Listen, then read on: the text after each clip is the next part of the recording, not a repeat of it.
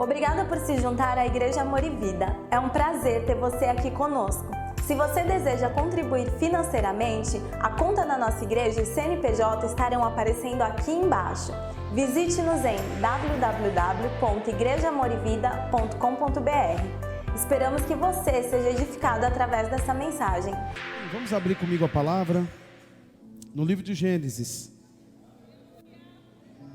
O capítulo é o 3. Versículo é o 9.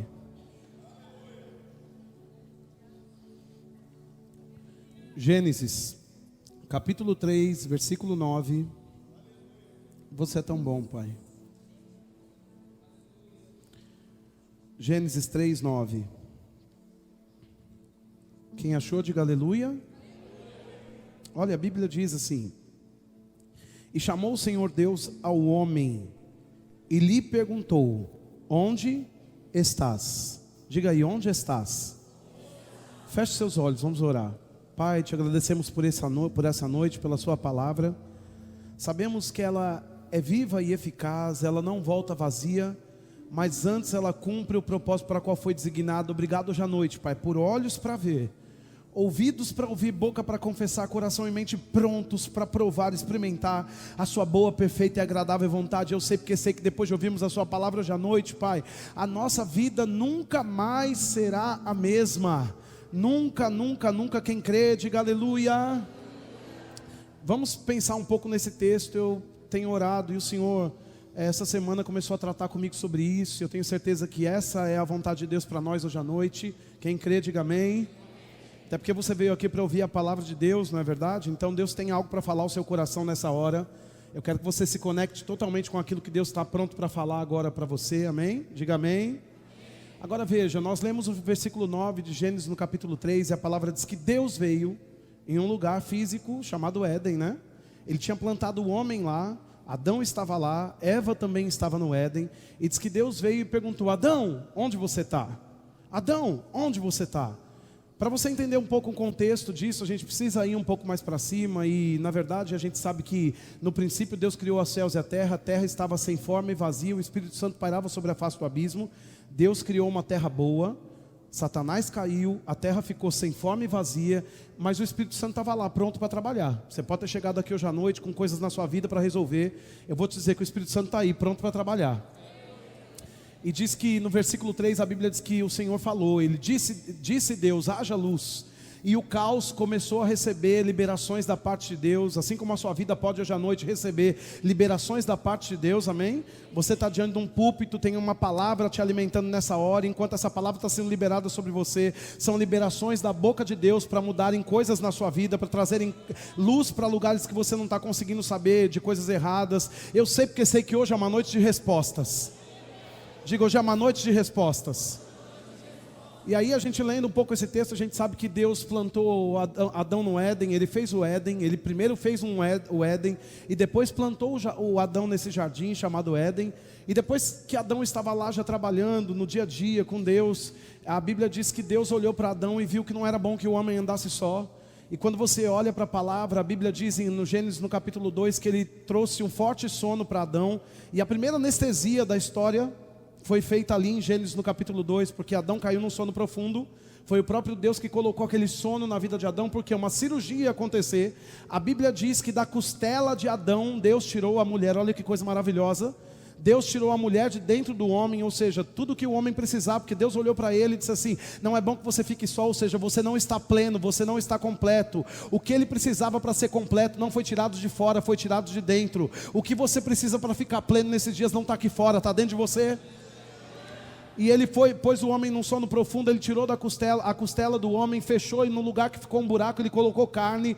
E aí o homem acordou e ele viu a Eva e ele disse: isso é muito bom. A Bíblia diz que o Senhor fez uma mulher idônea, digna, uma mulher à altura de Adão. E Deus se alegrou com a vida de Eva, e os dois no jardim se levantaram e ficaram trabalhando ali e viviam para o Senhor. E a Bíblia fala que todos os dias, diga todo dia, havia um horário do dia que a Bíblia chama de viração do dia. Você pode imaginar aquele céu, aquele sol se pondo, aquele momento da tarde, depois de um dia inteiro de trabalho. Imagina você deitado na sua rede, no jardim da sua casa. Naquele dia era o horário que Deus aparecia. Naquela hora era a hora que Deus aparecia para falar com Adão e Eva. E aí naquela brisa da tarde, no meio daquele jardim que eles estavam trabalhando, Deus vinha todos os dias e falava com eles. Mas o que acontece? A Bíblia diz que a mulher falou com a serpente, e a serpente estava possuída por Satanás, porque Satanás caiu na terra, e Satanás é um espírito, não é? E aí ele possuiu aquela serpente, e é o caminho teológico mais provável que tenha acontecido. E aí a mulher começou a falar com a serpente começou a convencer a mulher a comer o fruto proibido que estava lá no jardim do Éden. E eu estou contextualizando para você, quem está aqui diga amém. E diz que a mulher comeu, e aí naquele dia, no horário em que Deus aparecia, diz que Deus chegou no jardim e falou: Adão, onde você está? Agora veja, desde que eu me converti, eu sempre ouço falar que Deus sabe tudo. Quem sabe que Deus sabe tudo? Aqui, quando ele aparece no jardim para falar com Adão e Eva, para se relacionar com eles, ele pergunta: homem, Adão, onde você está? Veja, é importante que a gente vá para Salmo no capítulo 139, vá para lá comigo, para ter alguma base para a gente seguir, para aquilo que Deus tem para falar no nosso coração hoje à noite. Quem está me ouvindo, diga amém. No Salmo 139, no versículo 1 a 3, Salmo 139, o verso, nós vamos ler do verso 1 ao 3,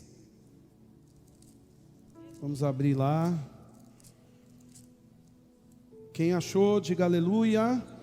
A Bíblia diz: Senhor, tu me sondas e me conheces. O salmista dizendo, né? Senhor, tu me sondas e me conheces, sabes quando me assento e quando me levanto. De longe penetras os meus pensamentos, esquadrinhas o meu andar e o meu deitar, e conheces todos os meus caminhos. Deixa eu dizer, o salmista profeticamente estava liberando uma mensagem para todos nós, inclusive a igreja que está aqui reunida hoje à noite. Deus é onisciente, onipresente, onisciente, onipotente. Esse salmo inteiro vai revelar para a gente que Deus está em todos os lugares, que Ele conhece todas as coisas, que quando você se levanta, Ele já levantou, Ele já te viu, quando você se deita, Ele viu que você ia se deitar, ainda que você fosse para as profundezas do oceano, Ele conseguiria ver você lá. O salmista diz: não tem onde eu me esconder de você, antes da palavra chegar na minha boca, você já sabe o que eu estou pensando. Ou seja, Deus sabe todas as coisas, Ele pode todas as coisas, Ele está em todos os lugares ao mesmo tempo. O que significa? Que Deus tem atributos que você não pode desligar dEle. Deus é onipresente, onisciente, onipotente. Isso me traz uma ideia, ou me revela que quando Deus estava lá no Éden, e de fato Ele sabia onde é que Adão estava, mas Adão não sabia onde estava mais. A Bíblia também fala em João no capítulo 4, você não precisa abrir agora, no versículo 24, que Deus é Espírito. Diga: Deus é Espírito. De fato Adão, irmãos, era um espírito, mas tinha uma carne, ok, e ele não tinha consciência nenhuma de alma, porque ele andava nu todo dia, e ele nem sabia que estava nu. É a alma que nos diz essas coisas, vontades, emoções, vergonha, medo. Isso são coisas da alma. Adão falava com o leão, não tinha medo do leão, ao contrário. O leão respeitava Adão. Adão não tinha consciência de alma. Ele foi soprado de Deus. Deus soprou nas narinas de Adão, ele tinha a essência do Espírito de Deus, ele era um espírito no Éden, mas quando o pecado entrou, então ele ganhou consciência de corpo e de alma, e quando Deus chamou Adão: onde você está? Ele correu para se esconder. Ele diz: eu tive medo de você, porque eu vi que eu estava nu e eu me escondi. Até então ele se relacionava com Deus nu, não era um problema, porque ele nem sabia que a nudez era um problema, mas quando ele peca, então ele vê tudo de maneira diferente, e quando alguém decide pecar, tudo na vida dessa pessoa fica de modo diferente. As pessoas se escondem, elas acham que todo mundo agora está contra elas, elas acham que Deus está contra elas, elas acham que foram abandonadas, que ninguém se importa com a dor delas. Mas não é que as pessoas não se importam com o pecador viu as coisas de outra ótica depois do pecado, e então ele começa a se esconder de Deus e das pessoas que de alguma maneira possam trazer consciência de Deus. E isso aconteceu no Éden. De fato Deus sabe de tudo. Diga: Deus sabe de tudo. Ele sabia onde é que Adão estava, mas Adão não conseguia mais ser localizado na sua vida espiritual. Por quê? Porque quando comeu do fruto, o pecado entrou. E aqui a gente tem um problema, e é sobre isso que a gente vai falar hoje à noite. Esse não é um culto de doutrina, na verdade eu vim aliviar você hoje à noite. Quem crê, diga amém. Mas a gente tem que colocar a base para você agarrar essa palavra, e eu tenho um tema para essa noite. Quem quer saber? Olha lá, vamos colocar no telão para você saber. Qual é a sua resposta? Diga para quem está do seu lado: qual é a sua resposta? Diga para outra pessoa: qual é a sua resposta? Não, olha, chacoalhe essa pessoa e diga assim: qual é a sua resposta? Isso. Pode ser que você tenha entrado aqui hoje à noite falando assim: Senhor, eu preciso de respostas. E Deus está no trono, Jesus do lado, o Espírito Santo em você falando: e você, qual é a sua resposta? Porque de fato todas as liberações que você precisava já estão liberadas na palavra e no Espírito. Mas você precisa responder às palavras que foram liberadas sobre a sua vida. E quando Deus chegou no Éden, Ele não chegou lá já respondendo, Ele chegou perguntando. Porque a melhor maneira de Adão ver que tinha um problema era saber, era ser questionado. E muitas pessoas estão na vida com Deus, elas falam tantas coisas, mas elas não se permitem ouvir o que Deus está perguntando. E se você prestar atenção, Deus sempre perguntou. Enquanto estava no Éden, Ele perguntou para Adão. Quando Ele chegou para Abraão e disse para Abraão que ele ia ter um filho na velhice, Sara riu e Ele disse: por que a sua mulher está rindo? Deus perguntou: por que Sara está rindo? Quando Caim matou Abel, 2 irmãos que por causa de uma oferta, um ficou com inveja do outro, Ele perguntou para o assassino: onde é que está o seu irmão? Deus já não sabia? Sabia, mas Caim precisava de confronto, e perguntas nos confrontam, para que a gente possa olhar não para fora, mas para dentro, e ver se tem alguma coisa fora do lugar. E muitas pessoas estão na igreja ou na vida com Deus buscando respostas, mas a resposta que você precisa está dentro de você, e você precisa liberar hoje à noite. Agora veja, o tempo todo você vai ver que Deus trabalhou com respostas, e quando Jesus chegou não foi diferente. Ele viu um cego e perguntava: o que quer que eu te faça? Porque se o cego falasse: eu quero chupar um sorvete, ele daria um sorvete. Porque você não vai viver além daquilo que você deseja viver. A mulher do fluxo de sangue, em Marcos no capítulo 5, a palavra diz que ela desejou, diga, ela desejou. E porque ela desejou, ela ficava falando: se tão somente eu tocar as suas vestes, eu serei curado. Ela falava por causa do desejo que tinha, e ela tinha uma expectativa em que algo acontecesse. E quando ela toca Jesus no meio da multidão, Deus, Ele pergunta: quem é que me tocou? O tempo todo, Deus, no ministério de Jesus também, você vai ver que a coisa que Jesus mais fazia, que Deus mais fez, foi fazer perguntas para os seus discípulos, para os seus seguidores, para as pessoas que andavam com eles, ou para as pessoas que queriam algo deles. E você veio esta noite, hoje à noite aqui, procurando respostas, mas quem vai fazer perguntas para você hoje é Deus, para que você possa localizar o lugar que você está em Deus, e resolver de uma vez por todas, coisas que estão travando você nesses dias, irmãos. Você não vai sair daqui travado hoje à noite, você vai sair liberado, para viver o propósito que Deus tem para a sua vida. Eu sei que pessoas chegaram aqui pensando que o próprio Satanás está colocando as mãos dele na sua garganta para tirar o seu fôlego, mas ele hoje à noite, por causa desse culto, vai parar de colocar as mãos na sua garganta, e você vai colocar o pé na garganta dele, e você vai respirar de novo. Agora veja o problema de Adão. Talvez seja o problema de muitas pessoas nos dias de hoje, porque ele não sentiu a presença. Ele fez o que queria. E tem pessoas assim: mas eu preciso resolver essa situação, mas eu não estou sentindo a presença de Deus. Deixa eu dizer, não tem problema nenhum você perceber a presença de Deus em um ambiente, mas nós não nos movemos pelo que sentimos. Não é verdade? Porque quem sabe que o diabo pode promover sensações no corpo humano? Pode. Ou você nunca viu um filme de terror e ficou com medo? E ficou arrepiado do pé até a cabeça? Você acha que foi Deus que arrepiou você? Foi uma impressão ruim, maligna, por causa de uma porta aberta de um filme, de uma história, de alguma coisa que você viu, um acidente, ou quando alguém coloca uma imagem diante dos olhos de roubo, de acidentes, de morte. Você sabe de uma coisa, irmãos? Eu mesmo sofri um ataque de bandidos, e eu demorei quase 3 meses renovando a minha mente para conseguir me livrar daquele quadro, daquela imagem de ataque que o diabo colocou diante dos meus olhos. E algumas vezes no dia a dia eu estou no trânsito, e aí eu vejo pessoas vindo do lado do carro, eu preciso imediatamente renovar a minha mente, porque eu percebo a presença ruim do diabo. Agora veja, eu posso me mover por ela, para medo? Não, eu tenho que renovar a minha mente, ficar crendo que eu estou seguro na entrada e na saída, que 1000 cairão ao meu lado, 10.000 à minha direita, e eu não serei atingido. O que eu estou falando com isso? Que você não pode se permitir viver do que você sente, você tem que se agarrar em alguma coisa que traga você para um fundamento onde você pode estar seguro. Agora Adão, ele estava tão envolvido com aquela presença que vinha todo dia, mas quem sabe que ele vinha todo dia e ia embora? Naquele tempo o Espírito Santo não habitava dentro do homem. Quem é nascido de novo aqui? Hoje o Espírito Santo habita dentro de você.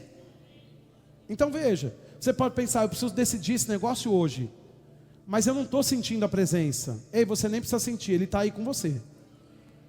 Agora, o que podia segurar Adão naquele momento em que ele estava vivendo? Uma palavra. Veja, vá para Gênesis no capítulo 2.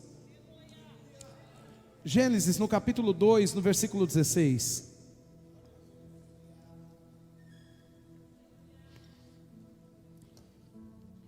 Gênesis capítulo 2, versículo 16.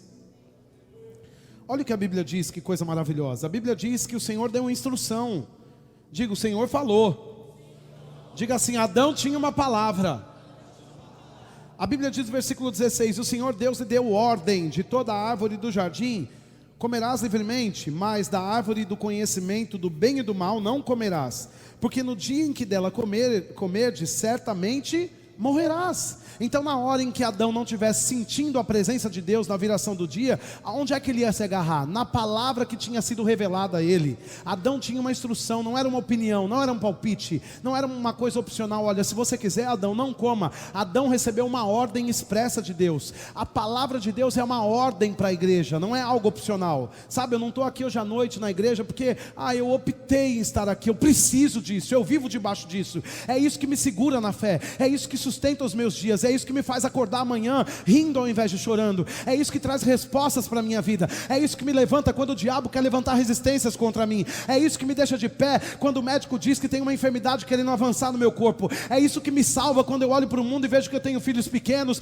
e eu vejo que o mundo está no maligno, e eu sei que meus filhos vão crescer seguros e plantados numa vida espiritual. Uma ordem do Senhor, uma palavra da boca de Deus. Ainda que você esteja lá no mundo, no dia a dia, no seu trabalho, sendo desafiado por gigantes, e você nem consiga sentir a presença de Deus naquele campo de batalha, você tem uma palavra para segurar quando você não está sentindo a presença.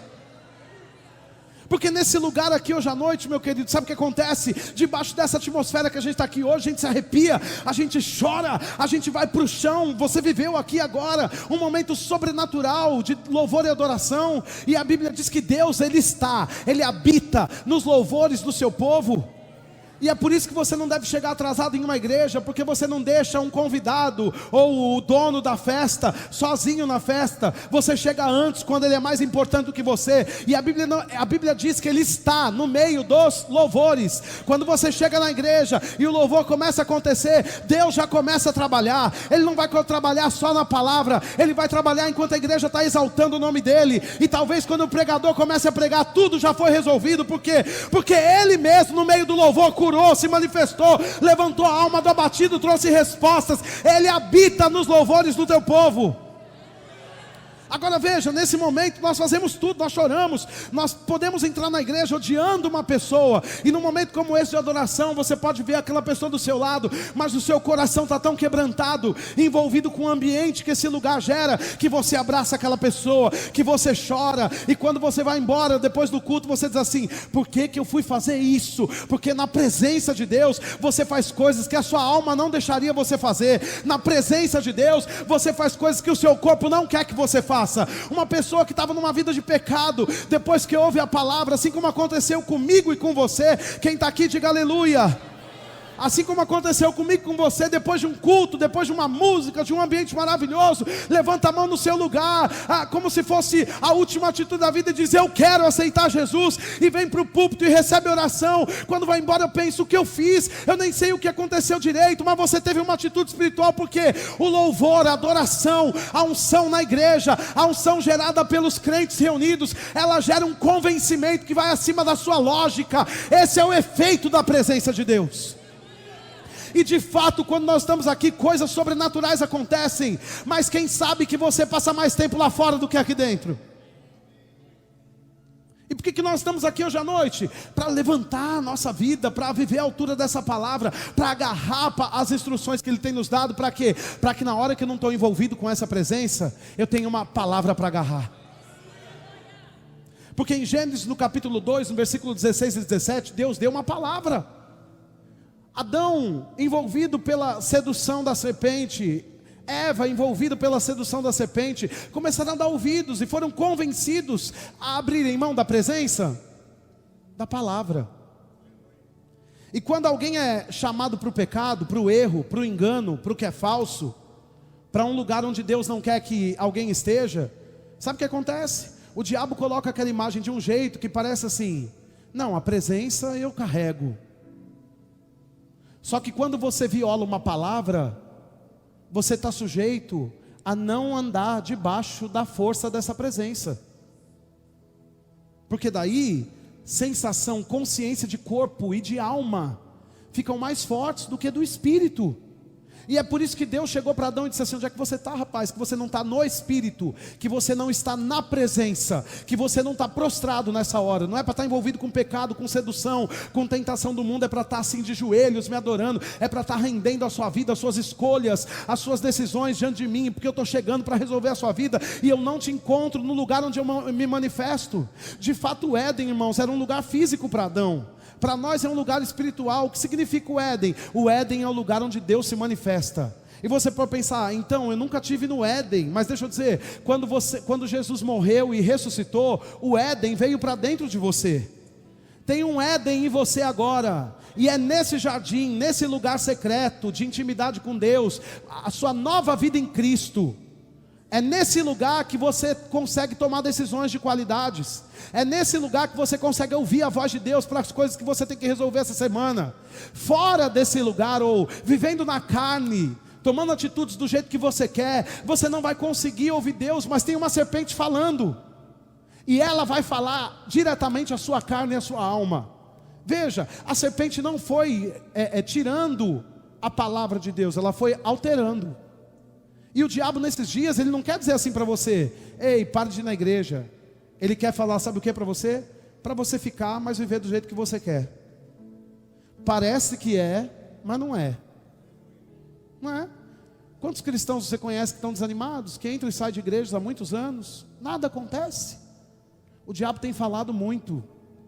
E o apóstolo Paulo, em 1 Coríntios 14:10, ele diz que no mundo tem muitas vozes.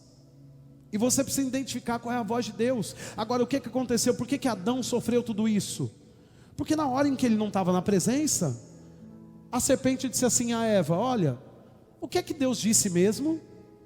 E de repente você vem num culto como esse hoje à noite, e Deus pode liberar algo sobre a sua vida, poderoso. Você pode receber debaixo do poder que tem nesse local, nessa reunião de crentes aqui, dessa influência poderosa, você pode receber algo. Mas aí quando você chega lá fora, aí o diabo fala assim: mas para que isso? Mas não precisa ser tão radical desse jeito. Mas você está bitolado. Não, você está um crentão. Isso aí é religiosidade. E aí o diabo começa a avançar, porque o seu corpo e a sua alma de fato querem um caminho mais fácil. O meu também. Porque para viver uma vida no Espírito, você precisa agarrar uma palavra. Agora veja, o fruto que estava plantado no jardim, quem está me ouvindo, diga amém. O fruto que estava plantado no jardim não era um fruto ruim nem feio. Diz que o fruto era bom para comer e agradável aos olhos. O que o diabo está mostrando para invalidar a palavra não é feio. Só que quando você come, te mata. E você pode pensar: não, eu pequei várias vezes, não estou morto agora. Agora a Bíblia diz que Adão recebeu uma instrução de Deus. Ele diz: olha, se você comer, morrendo morrerás. Diga: morrendo morrerás. Você acha que Deus é idiota? Claro que não. Por que tem várias vezes na Bíblia ele fala a mesma coisa 2 ou 3 vezes? Sabe, você tem que entender o hebraico algumas vezes para conseguir compreender o que Deus está falando com essa repetição de palavras. E quando ele diz morrendo morrerás, ele diz assim: olha, se você comer dessa árvore, de fato você primeiro vai morrer espiritualmente, porque você peca, o salário do pecado é E depois que alguém morre espiritualmente, o que acontece? A morte física se manifesta. Sabe, de fato demorou muitos anos para Adão morrer, mas a morte entrou no mundo como consequência de pecado, porque Adão era para ser eterno. O homem não foi criado para a morte. É por isso que quando alguém morre a gente chora. Nós não sabemos nem o que falar quando alguém está no caixão. Você fica olhando para as pessoas, você fica olhando, você dá um abraço e você dá um tapa nas costas, porque te falta palavras. Você não nasceu para lidar com a morte. Você tem um Deus que deu a vida eterna. Agora veja o que acontece. Ele tinha uma palavra, mas porque ele não estava sentindo a presença, ele não deu valor à palavra. E nesses dias, para você ficar de pé, você vai ter que agarrar as instruções da palavra. Porque pode ser que muitos horários, ou muitas vezes no seu dia a dia, você não consiga perceber a presença. Não é que ele não está, ele está. Mas isso depende de alguém que seja sensível e decida prostrar a sua vida ao Senhor. Você sai de casa como? Você vai trabalhar de que jeito? Você chega no escritório ou no seu trabalho, de que maneira? Você se relaciona com as pessoas? Talvez essa poluição do dia a dia roube o lugar onde você percebe Deus. Mas se você agarrar uma palavra, ela vai te salvar quando você não está sentindo nada. Sabe, uma vez eu cheguei num culto e eu fui cantar e tinha uma pessoa cantando e estava cantando tudo errado, bem desafinado, e era uma igreja muito, muito simples. Isso faz muitos anos, graças a Deus, porque eu apanhei, foi feio esse dia. E eu estou dizendo sobre um tempo de mais ou menos 13 ou 14 anos atrás. E eu me lembro que eu sentado na primeira cadeira esperando o meu momento de ministrar ao Senhor, eu pensava, não, essa música agora, não, isso não é essa hora de fazer isso, aquilo. E um menino cantando e se derramando, mas todo desafinado, todo fora do tom, mas era o melhor ministro da igreja, ou seja, a igreja tinha capacidade de fazer aquilo naquele dia, não é? E eu falando sobre essas coisas, e Deus disse para mim, está cantando para você ou para mim? Não era para mim de fato. Louvor e adoração era para Deus. Tudo que estava acontecendo era para Deus. Por um momento, eu deixei de sentir, você está me entendendo? De perceber a presença, por causa do desafio daquele irmão, e eu violei uma palavra, de que nós fomos criados para o louvor da glória dele. Agora, se eu tivesse agarrado daquela palavra, desafinado ou não, cantando a música que eu gosto ou não, tendo unção no ambiente, não, eu poderia saber, com certeza, que Deus estava naquele lugar, porque a Bíblia diz que onde 2 ou mais estiverem, ali o Senhor também vai estar. Às vezes as pessoas vêm para o culto, e elas recebem liberações, mas porque elas não arrepiam, elas pensam que nada aconteceu, e aí o diabo vem e rouba, e ele vai questionar a palavra que você recebeu num culto como esse, porque essa é a função dele. Ele não vai aparecer com um rabo, com uma lança, soltando fogo pela boca, não, ele vem assim, ó, sapato de algodão, e ele vai começar a questionar na sua mente, na sua cabeça, se o que você recebeu precisa ser assim, se não tem outro caminho. Não, isso é besteira de crente religioso, é mais fácil de outro jeito. E por causa de não agarrar uma palavra, uma instrução, Adão pecou e foi expulso do lugar de provisão. E muitas pessoas estão sem provisão, sofrendo na vida, porque elas não estão agarrando uma palavra que vem da parte de Deus. Mas deixa eu dizer uma coisa para você. Talvez você chegou aqui hoje à noite esperando respostas de Deus, mas é você que vai dar uma resposta definitiva hoje. Diga para quem está do seu lado, eu vim, e você também, para definitivamente dar uma resposta nesse lugar. Diga, quem vai decidir esse negócio hoje à noite sou eu, porque Deus me levantou para isso. Você crê, irmãos?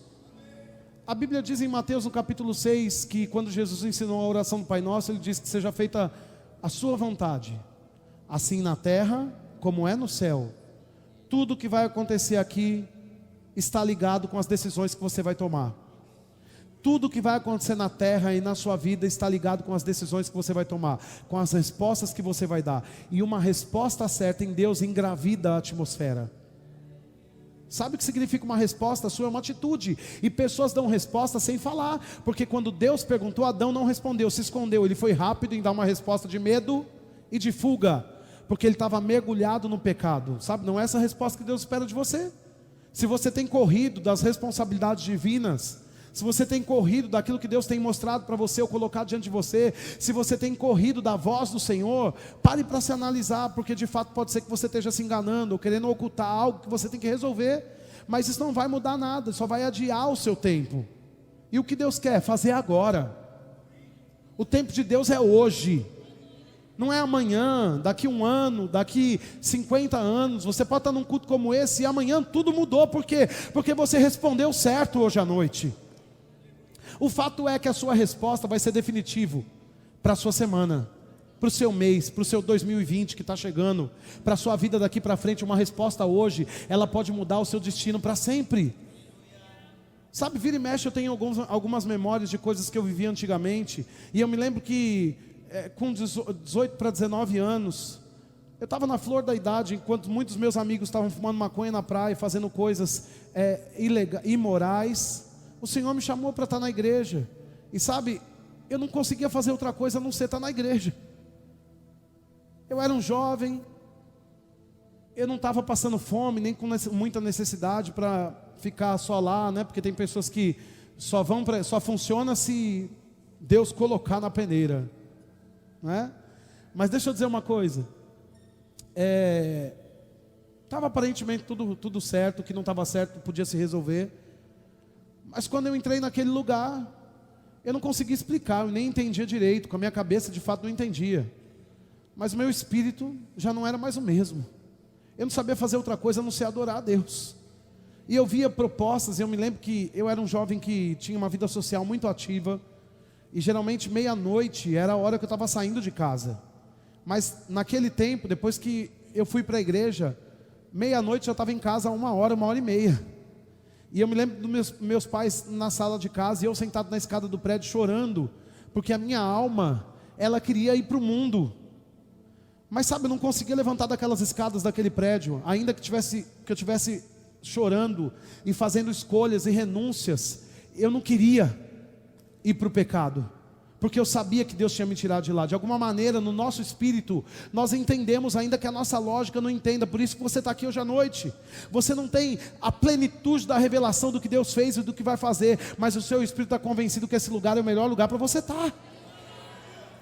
E aí você agarra esse convencimento, e quando você não está percebendo a presença te auxiliando, Ele está ali o tempo todo. Mas o que eu estou dizendo é que nessa hora em que nós não estamos num ambiente como esse, ou com alguém pondo as mãos na nossa cabeça, ou falando coisas que a gente quer ouvir, o que acontece? Você vai ter que se agarrar em alguma coisa, e a coisa mais segura para você se agarrar é a palavra que Deus deu sobre a sua vida. E aí pode vir o medo, pode vir a decepção, pode vir o choro, pode vir a angústia, e você vai ter uma coisa boa para você se agarrar, que ainda que seu corpo seja como um cavalo desenfreado, querendo fazer a vontade dele mesmo, você está sentado nessa palavra, e você dentro fala: olha, corpo, você quer ir, mas no meu espírito eu estou ligado a Deus, e eu não saio desse lugar, porque um dia na presença do Senhor vale mais do que 1000 em qualquer outro lugar.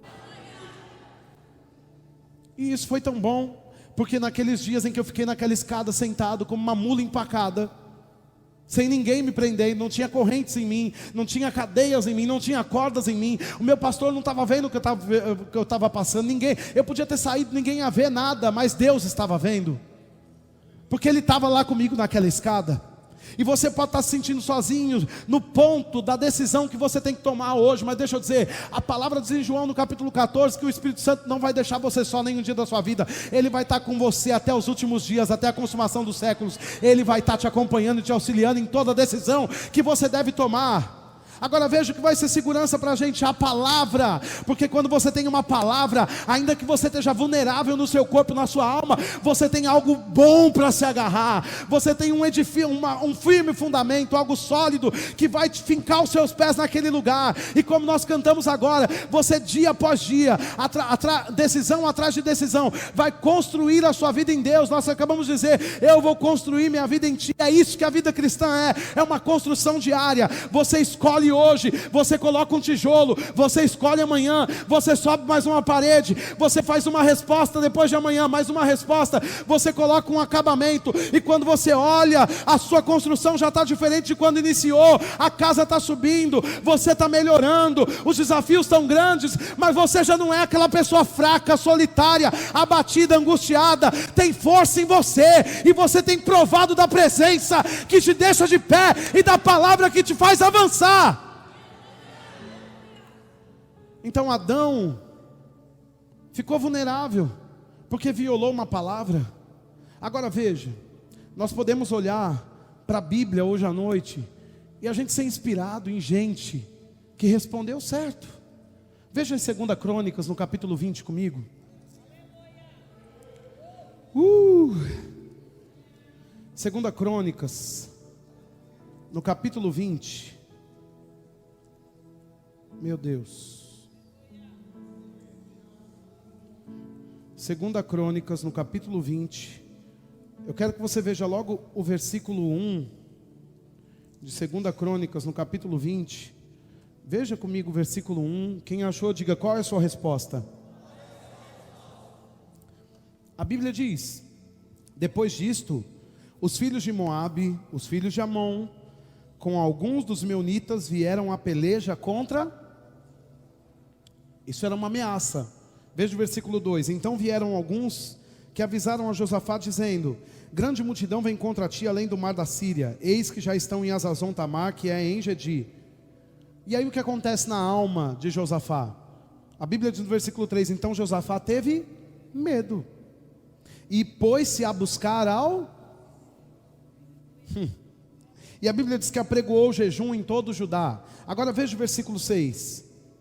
E disse: ah, Senhor Deus, diante do pátio novo, e disse: ah, Senhor Deus, de nossos pais, porventura não és tu Deus dos céus?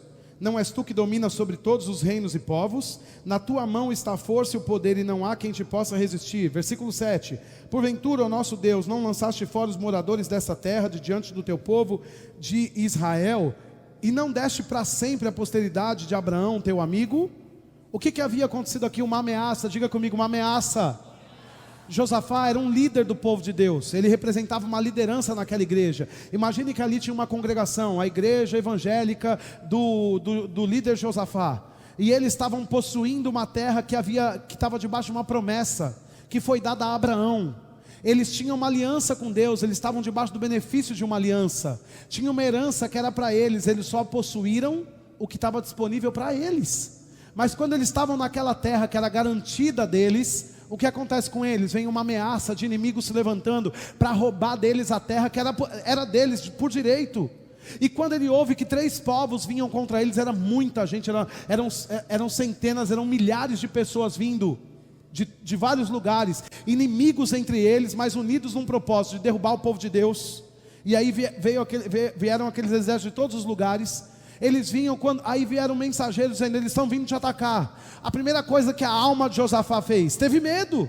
E quem nunca, diante de uma ameaça, de uma crise, de um telefonema que você recebe, de algo fora do comum que chega para você, a primeira coisa que a alma faz, ela vai passar para você uma imagem de medo.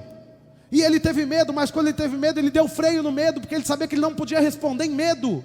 Porque se ele respondesse em medo, ele ia fugir de Deus. Como é que você sabe isso? Por causa do medo que Adão teve, ele se escondeu, ao invés de resolver a situação que ele estava vivendo. E crente nenhum vai resolver situações respondendo em medo, porque o medo coloca você debaixo do cobertor na segunda-feira de manhã, quando o sol nasce, todo mundo vai trabalhar, você diz: eu quero a morte, eu não estou vendo graça nessa vida. Isso é fuga, isso é medo, essa é a resposta errada. Mas ele, quando sentiu medo, ele pôs freio no medo, ele disse: eu vou buscar o Senhor, e todo mundo aqui vai buscar também, e nós vamos jejuar, e vamos lembrar do Senhor da promessa que Ele fez a cada um de nós.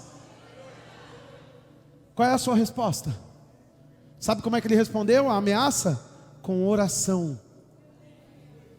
Ele começou a orar: Senhor, você não é o Deus de nossos pais, o Deus forte e poderoso que venceu todas as batalhas? Sabe, ele não estava dizendo para Deus assim: olha, vou te lembrar quem você é. Deus não precisa ser lembrado quem Ele é, mas você precisa lembrar quem é o seu Deus. E quando você ora, talvez você se coloque num lugar onde você comece a falar coisas para Deus: Senhor, você é bom, você é poderoso, olha, você fez isso, você abriu o mar vermelho. Sabe, de fato Ele sabe, mas você precisa falar para a sua alma. E quando nós ensinamos aqui na igreja o poder da confissão, como é importante você confessar a palavra no meio de uma dor e de uma crise, ou não só nisso, mas no seu dia a dia, não é para que você lembre Deus de quem Ele é, porque Ele sabe quem Ele é. Ele sabe inclusive tudo sobre a sua vida. Mas a sua alma precisa ser freada. E como é que você coloca um bom freio na sua alma? Colocando um bom freio na sua língua, orando, falando a coisa certa. E aí quando ele começa a falar a coisa certa, no versículo 6 diz: e disse: ah, Senhor Deus de nossos pais, porventura não és tu Deus dos céus?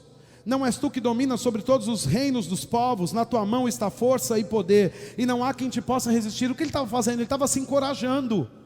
Ele estava dizendo à alma dele: olha, você está com medo, mas o meu Deus é forte e poderoso, Ele é o Deus de batalhas.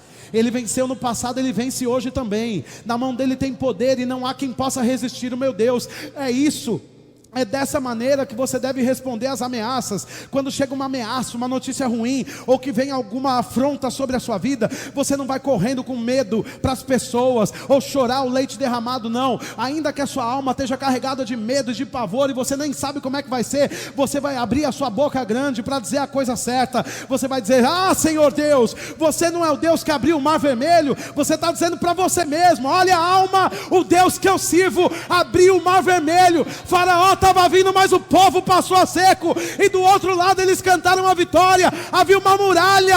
Josué tinha recebido uma ordem. Quando ele viu a muralha, ele não correu, ele gritou: ei, você é Deus de Josué, você é Deus de Josafá, você é o meu Deus. A alma se aquieta, porque eu tenho um Deus forte. É assim. Porque se você não fizer desse jeito, amanhã cedo você está abalado com coisas da semana passada. Você chega em casa, a situação está do mesmo jeito. Você diz: fui para a igreja, não aconteceu nada. Enquanto você não mudar, nada muda lá. A sua casa depende da sua mudança. Você não pode esperar mudanças fora. Quem muda é você por dentro. E ainda que nada mude aqui dentro, aqui fora, por dentro, você já não é mais a mesma pessoa. E você já vê de outra maneira. Você já vê tudo diferente. As pessoas, irmãos, que estão no mundo, de repente você chegou aqui hoje à noite enfrentando adversidades, perseguições no seu trabalho.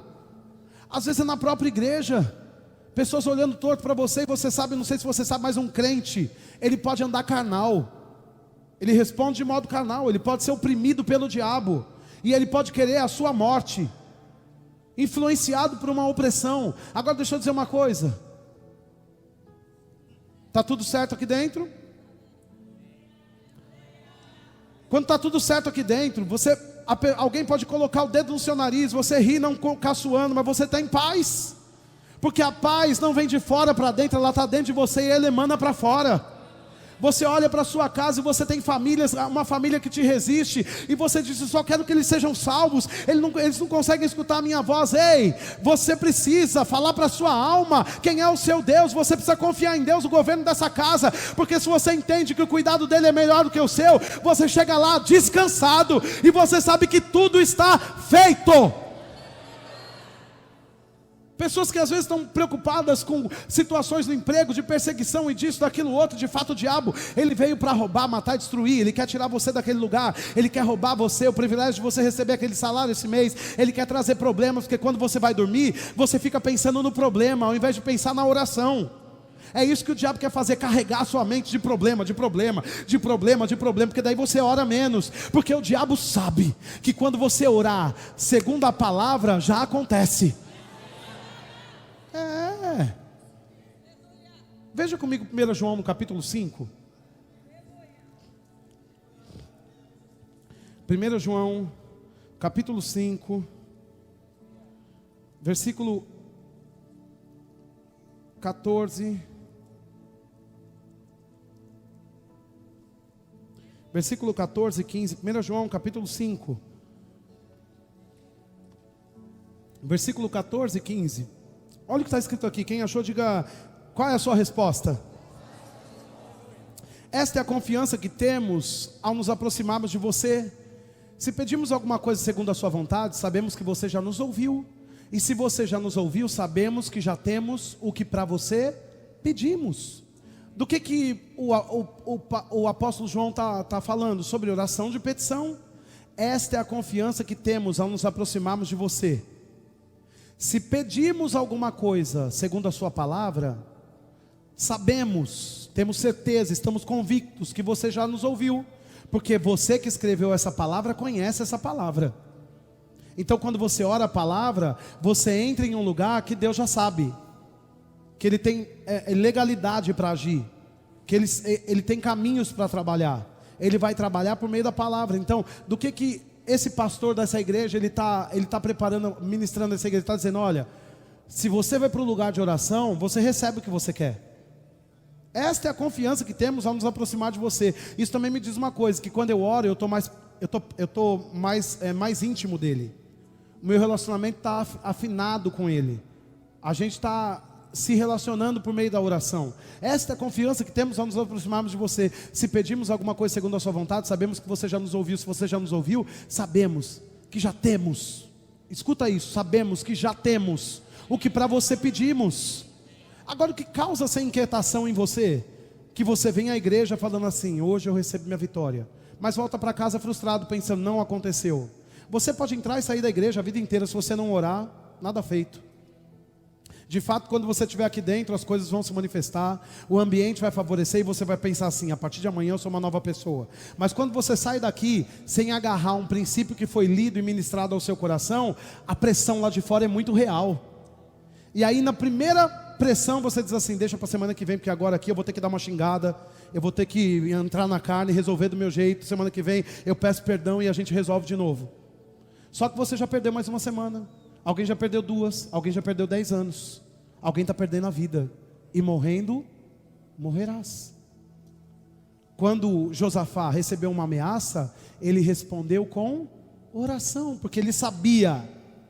1 João nem estava escrito ainda, mas ele sabia por dentro que se ele orasse, ele ia ficar animado. E quando ele ora, ele tem direção: todo mundo para o jejum. Para quê? Para Deus mudar essa situação? Ei, essa situação já tinha sido mudada antes deles jejuarem, mas eles precisavam ficar mais crentes. E quando você jejua, você fica mais sensível. Sabe, você não vai jejuar para o carro, para a casa, para isso, para aquilo, porque jejum, ou para Deus mudar uma causa, jejum não muda a causa, jejum não compra carro, jejum não compra casa, mas jejum muda você. Porque jejum fala de um tempo de renúncia, e a gente na nossa geração está acostumado a não renunciar nada. Agora não adianta jejuar e ficar vendo televisão. Um jejum segundo Deus é uma separação. É você ir para um lugar onde fica só você e Deus, lendo a palavra e exposto ao Espírito. Senão é só passar fome, e não vai, é só sacrifício religioso, não vai causar efeito nenhum. Mas a prática do jejum, ainda que seja um período do dia, onde você fica mergulhado em Deus, ainda que você fique 3 horas só livre, dentro do banheiro, jejum de televisão, jejum de pessoas, jejum de filhos, se for possível, jejum de tudo, para você ficar ali: Senhor, esse é meu lugar com você. Aqui você pode falar, porque eu estou todo ouvidos, sem o WhatsApp, porque você pode ir lá para escutar uma música.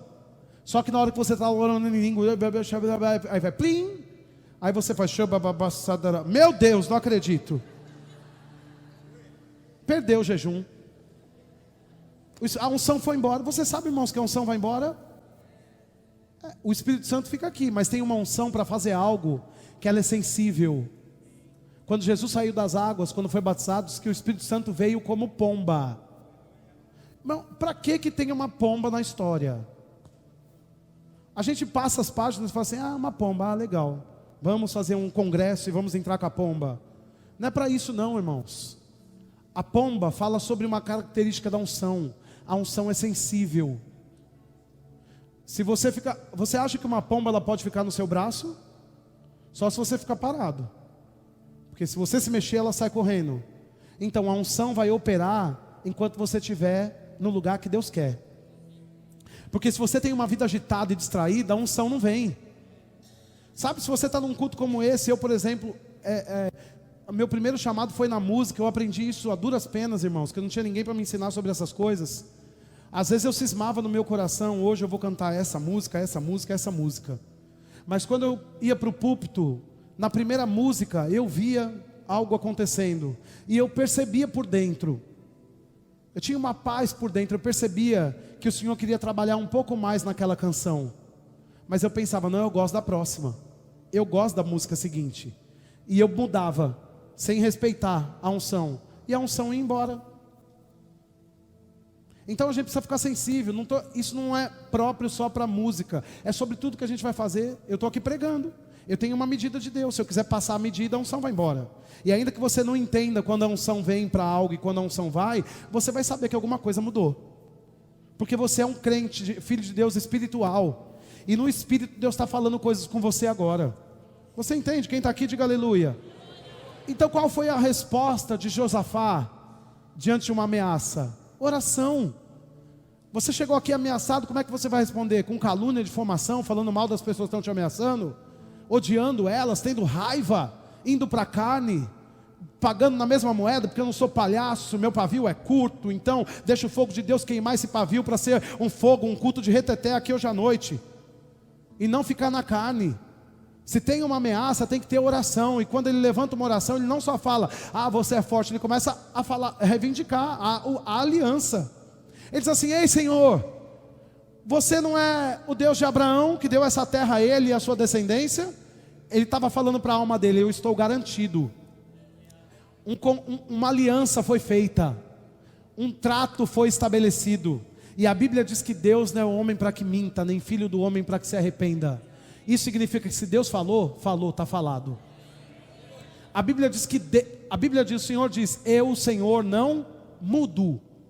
Se Ele disse, está estabelecido. É tanto, irmãos, deixa eu dizer uma coisa para você. Em Gênesis no capítulo, não vamos abrir lá não, só estou trazendo memórias para você. Em Gênesis no capítulo 13, Deus faz uma aliança com Abraão. Depois Abraão fica pesado, porque parecia que não se manifestava, e ele desabafa um pouco. Deus aparece para ele, depois daquela incredulidade, e Deus aparece e fala assim: quanto a mim, Abraão, o meu trato com você, a minha aliança está de pé. Ou seja, Deus nunca mudou de ideia. Você diz assim: então, Deus falou que eu vou viver isso, aí amanhã já Deus não falou. Deus não mudou de ideia. Ou você falou na carne, ou você não quer responder em oração. Porque ainda que você pague um preço, irmãos, de oração, vale a pena.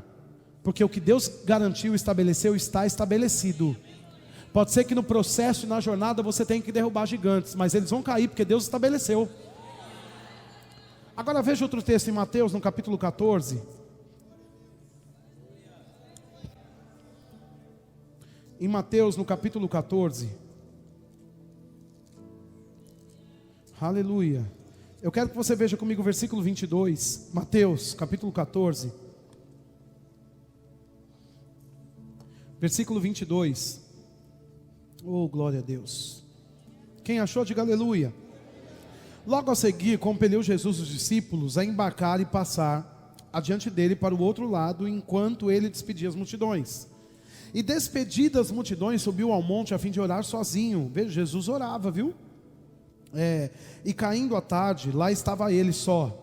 Entretanto, o barco já estava longe, a muitos estádios da terra, açoitado pelas ondas, porque o vento era contrário. Diga adversidade. Diga mais alto, adversidade. A Bíblia diz no versículo 25 que na quarta vigília da noite, isso significa de 3 a 6 da madrugada, de 3 a 6 horas da manhã, foi Jesus ter com eles, andando por sobre o mar. E os discípulos, ao verem-no andando sobre as águas, ficaram aterrorizados e exclamaram: é um fantasma! E tomados de medo gritaram, responderam em medo, dizendo que Jesus era um fantasma. E às vezes você está clamando por uma coisa, mas não está acreditando. Você falou algo para Deus, não está acreditando que aquilo vai acontecer. E quando Ele chega com a solução, você acha que é um fantasma. Porque o caminho que Ele vem trabalhar não é o que você queria que Ele fizesse. Então você não reconhece. Mas se você orou, fique certo de que Ele já está trabalhando debaixo dessa sua oração. E ainda que pareça desconfortável para você, é só uma resposta da oração que você fez. Às vezes as pessoas dizem assim: Senhor, eu não quero mais trabalhar nesse emprego. E aí coisas começam a acontecer naquele lugar, e você começa a achar que o diabo está querendo derrubar você naquele lugar. Não é a sua oração gerando o efeito que você quis na oração, porque a oração do justo, ela pode ir muito em seus efeitos. É Deus trabalhando para tirar você de lá, e outra porta vai se abrir, que te agrade mais, que você fique pleno em Deus naquela outra porta. Sabe, às vezes você está há muitos anos reclamando: eu odeio essa casa, eu não quero essa casa, eu não gosto dessa casa, eu não quero morar nesse bairro, eu não gosto dessa... Aí de repente parece que alguma coisa fora do seu controle acontece, e você diz: nesse pior momento, como é que eu vou me mudar? E deixa eu dizer, você se esqueceu que você orou, mas Deus não esqueceu que você orou, porque Ele recebeu a sua oração, Ele ouviu o que saiu da sua boca, e se Ele ouviu o que saiu da sua boca, se é fruto de oração, tudo que você precisa é se encorajar, e reconhecer que é Deus, ainda que seja no meio da circunstância, com o vento soprando, Ele está vindo, Ele está andando sobre as águas, para chegar ao seu encontro e tirar você daquele lugar de medo. Agora os discípulos, eles clamaram: meu Deus! Quando Ele aparece, Ele diz: é um fantasma. Porque eles só gritaram, eles não criam. Agora veja, no versículo seguinte, versículo 27, mas Jesus imediatamente lhe disse: tem de bom ânimo, sou eu, não temais. Respondeu todos, é isso? Todos responderam? De fato, a resposta certa é só para quem tem coragem. Não é todo mundo que vai conseguir dar respostas certas, porque as respostas que você tem que dar não vão te deixar na zona de conforto, vão gerar de você um compromisso.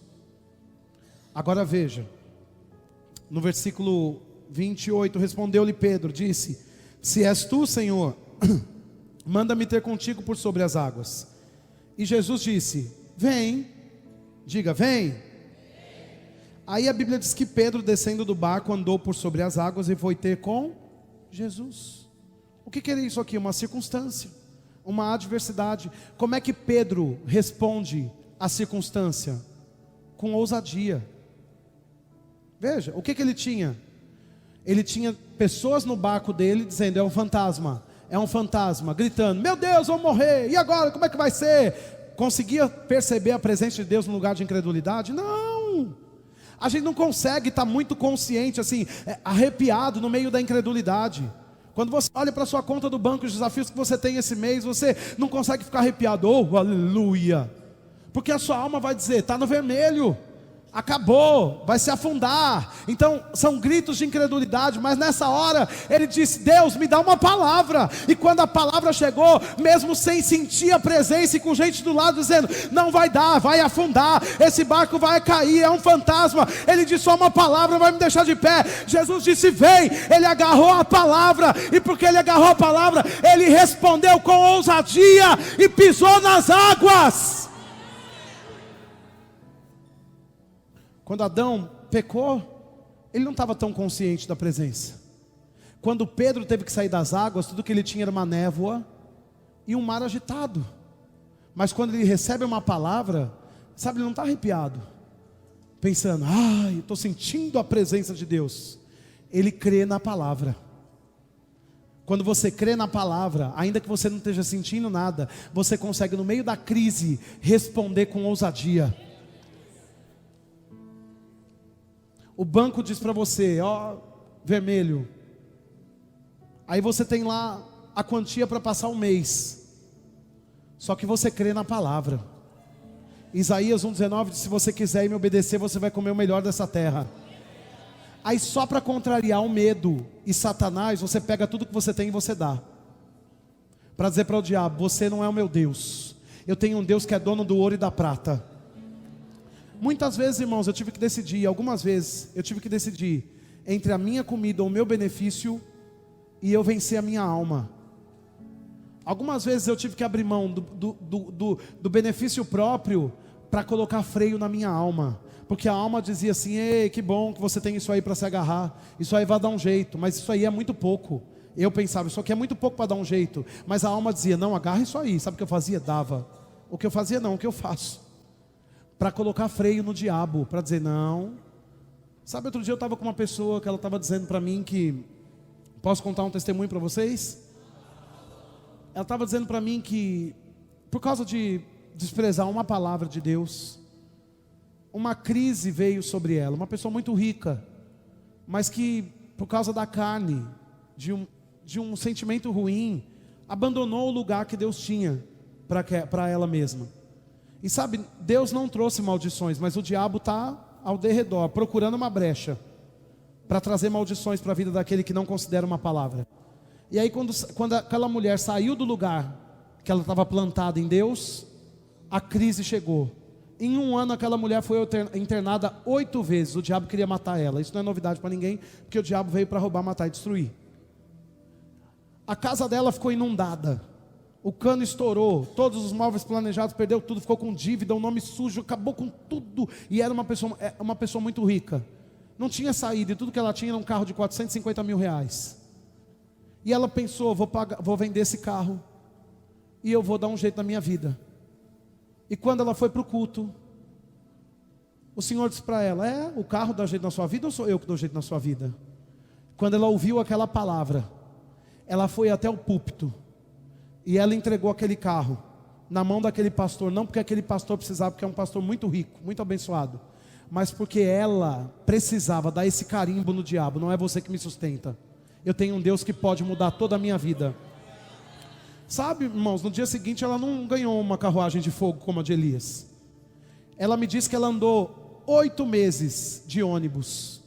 E ela punha o salto, ela se maquiava, ela punha as joias caras que sobraram, os relógios que tinham sobrado. E ela entrava naquele ônibus como se ela estivesse naquele carro. E no final daquele ciclo de 8 meses, o que ela recebeu de provisão foi muito mais do que aquele carro que ela tinha dado. Não porque Deus está dando segundo a medida que a gente está dando, mas o diabo tem que entender que quando a gente confia em Deus, é abundante mais, infinitamente além.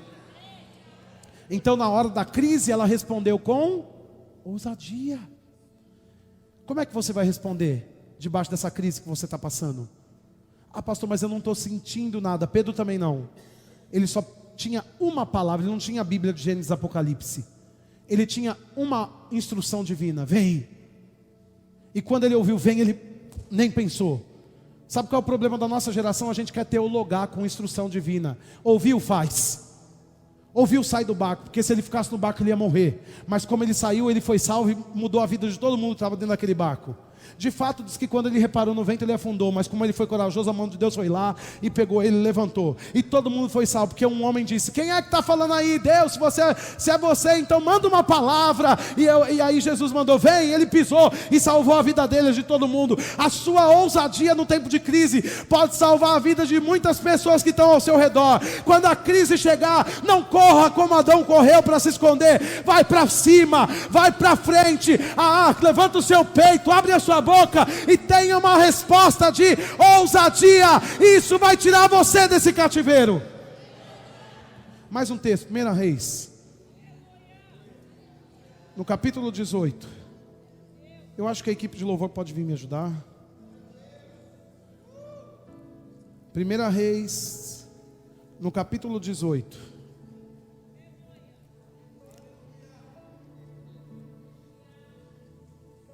Diga, qual é a sua resposta? Versículo 1. 1 Reis, capítulo 18, versículo 1. Quem está aqui, diga aleluia. A Bíblia diz que muito tempo depois veio a palavra do Senhor a Elias, no 3º ano, dizendo: vai, apresenta-te a Acabe, porque darei chuva sobre a terra. O que significava isso? Uma promessa. Por quê? Porque 3 anos antes, Deus falou para Elias, para que ele liberasse uma palavra profética. E sobre aquela nação ele liberou, por causa do pecado, ele liberou uma palavra: nessa terra não haverá água, não haverá chuva, essa terra ficará seca. Veja, seca implica em miséria, falta de provisão financeira. Quem era empresário, quem negociava coisas da terra, como é que fala, gente? Agricultura. Quem tinha fazenda com pé de feijão e soja, cana de açúcar, o que acontece quando chega a seca? Todo mundo fica pobre. Quem tinha gado e vaca e ovelhas no curral, o que acontece? Morre desidratada.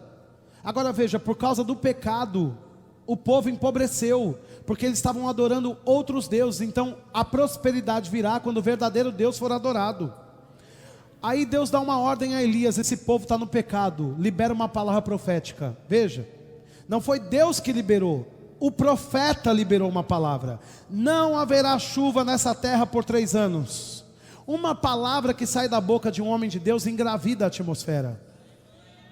E aí diz que não houve chuva por 3 anos. Mas o Senhor diz para ele: daqui 3 anos eu vou derramar chuva sobre essa terra. Então era uma promessa. Quem tem uma promessa de Deus aqui? Algo que Deus falou com você que vai acontecer na sua jornada aqui nessa terra. Deus disse para você: olha, daqui 1 ano, daqui 5 meses, daqui 5 dias, daqui 1 semana vai acontecer isso na sua vida.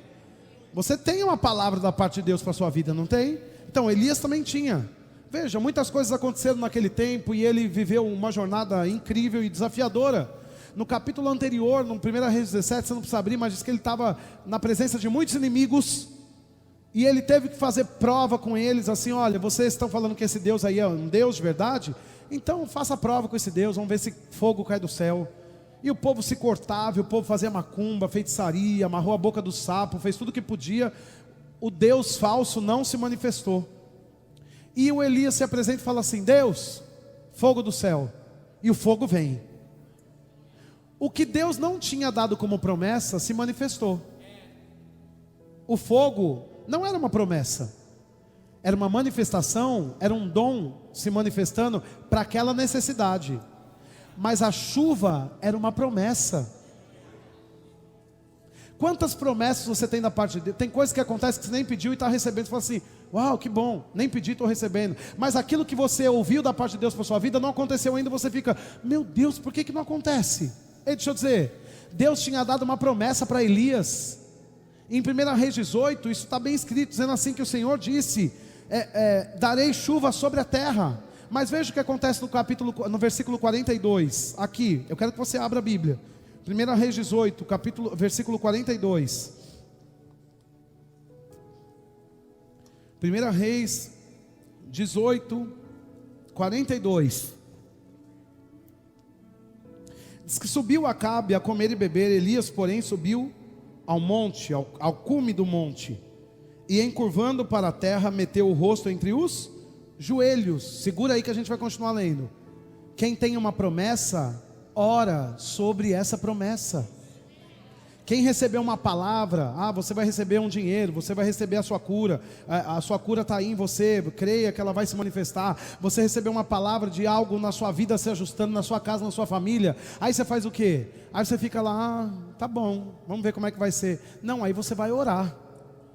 É isso que você vai fazer. Diga: eu vou orar. Diga: quando eu tenho uma palavra, eu subo para orar. Aí veja o que ele fez. Ele pegou aquela promessa, ele disse: vai ter que se manifestar.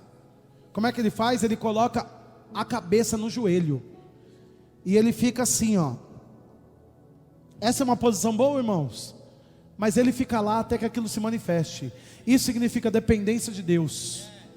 Isso significa um nível extremo de rendição. Não era só sobre encurvar o físico, mas era sobre depender de Deus. Mesmo tendo uma palavra, mesmo sendo um profeta, ele foi para o lugar da oração. Aí diz que quando subiu, no versículo 42, ele disse ao seu moço: sobe e olha para o lado do mar. Ele subiu e olhou e disse: não há nada. Olha aí, no meio diante de uma promessa. Quando você tem uma promessa, você levanta no outro dia pensando: é hoje que vai se cumprir, hoje que vai se cumprir. Aí chega alguém e diz assim: mudou nada. Aí você fica como se você está na carne, se você não está em oração? Você fica desencorajado, você diz assim: caramba, Deus, nem estou sentindo sua presença agora. Fiquei chateado com esse negócio. Você falou e cadê esse negócio acontecendo? Mas olha aqui a atitude, uma resposta certa. Não viu nada? Então peraí. Não há nada. Então lhe disse Elias: volta, e volta 7 vezes. Tem que ser 7? Não. 7 é simbológico, veja, ou profético, como você quiser. Agora veja uma coisa: é perseverança em abrir a visão, em ver o que Deus falou. Você não vai tomar posse na sua vida aqui nessa terra de nada que você não viu no Espírito ainda. Agora, o lugar de oração é um lugar que te abre a visão para ver as palavras que Deus falou ao seu respeito chegarem para você. Enquanto ele orava, ele mandava um menino: sobe e vê lá, vai lá no monte, vê o que está acontecendo, se está vendo uma nuvem, se a chuva está vindo. O menino subia e dizia: não tem nada, eu estou orando, eu estou vendo aqui no mundo espiritual. Você tem que ver acontecer aí também, porque se eu vi no Espírito, vai se manifestar na minha vida. Tinha uma crise, tinha uma promessa. Diante da promessa ou do não cumprimento de uma palavra, o que ele faz? Ele diz: Senhor, nem vou para a igreja mais. Estou há 10 anos nessa vida, não aconteceu nada ainda. Então morre no mundo. Como se Deus precisasse da igreja. É a igreja que precisa de Deus. Não viu nada ainda? Ora mais. Porque quando a sua visão abrir, a chuva vai chegar, a promessa vai se manifestar, a palavra vai marcar a sua vida, e toda a sua parentela, a sua descendência, vai viver os efeitos dessa visão espiritual que você recebeu de Deus. Continua aqui, diz que assim, diz que na 7ª vez, disse: eis que se levanta do mar uma nuvem grande. É isso? Pequena. como a palma da mão de um homem. Então disse ele: sobe e dize a Acabe: aparelha o teu carro e desce, para que a chuva não te detenha. E no versículo 46 diz que a mão do Senhor veio sobre Elias, o qual cingiu os lombos e correu adiante da Acabe até a entrada de Jezreel. Veja o que acontece. Diz que na 7ª vez, diga comigo, perseverança. Resposta certa para uma promessa é perseverança. Escute isso, irmãos. Resposta certa para uma palavra vinda de Deus para você é perseverança. Diz que por causa da perseverança, o menino subiu e ele viu uma pequena. O homem orou, permaneceu, perseverou, e tudo que se viu foi algo pequeno, do tamanho da mão de um homem. Algo pequeno trouxe uma grande resposta de fé, porque a Bíblia diz que a unção do Senhor veio sobre Elias, porque quando a notícia de uma visão, de uma nuvem pequena, tamanho da mão do homem, chegou, aí o que acontece? Ele se empolgou, ele disse: pronto, eu vi aqui, já chegou ali, aconteceu. O que ele faz? Responde em fé. Quando você recebe uma palavra de Deus, qual é a resposta certa? Fé. A chuva nem tinha chegado, mas ele saiu correndo para o lugar onde as coisas iam acontecer. Ele não queria só saber: está vindo aí uma chuva legal, vai passar, passou a nuvem. Não, ele foi correndo para o lugar onde Deus ia se manifestar. Agora veja, uma pouca coisa fez Elias correr. Pouca. E você vai decidir correr quando? Qual vai ser a sua resposta diante da palavra que Deus deu para você? Uma pequena nuvem do tamanho da mão do homem foi necessário para uma resposta de fé, de modo que aquele homem acelerou seus passos e com velocidade máxima entrou no lugar onde as coisas iam se manifestar. Você recebeu uma palavra de Deus, então você tem que se levantar e sair correndo, porque se você viu, de fato chegou o tempo da manifestação. E eu vou dizer que hoje à noite você dá uma resposta certa. Se você chegou aqui diante de ameaça, você vai responder com oração. Se você chegou aqui debaixo de medo e circunstância, você vai responder com ousadia.